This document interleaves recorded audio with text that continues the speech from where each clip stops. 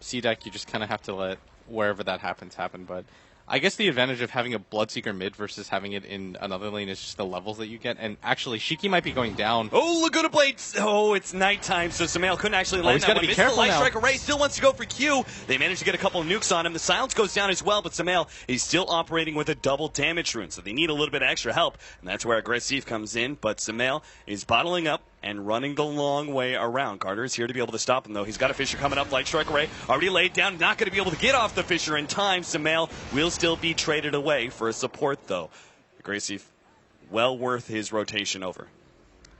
Yeah, I think Sumail made the right idea there. He was trying to catch Shiki, and if he had gone the Laguna Blade, it would have been well worth it. But I think the advantage of having a mid Bloodseeker is that you can put something, you don't have to prioritize picking him like this, and you can put another better hero that does more damage into the safe lane, like the Gyrocopter or the Razor, and at top.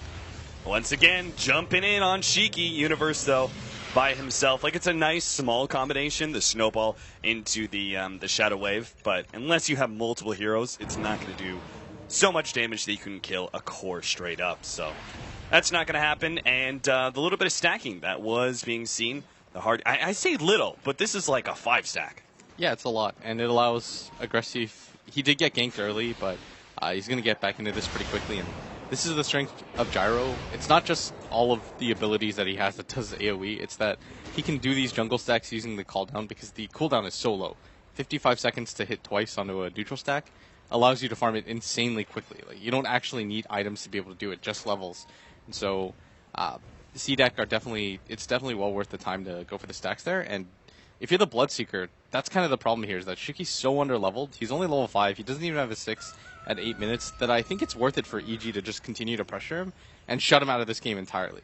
Like, Sumail did die that one time, but he's pretty much still able to go wherever he wants because they don't want to stick Q mid with the Visage. He just can't live.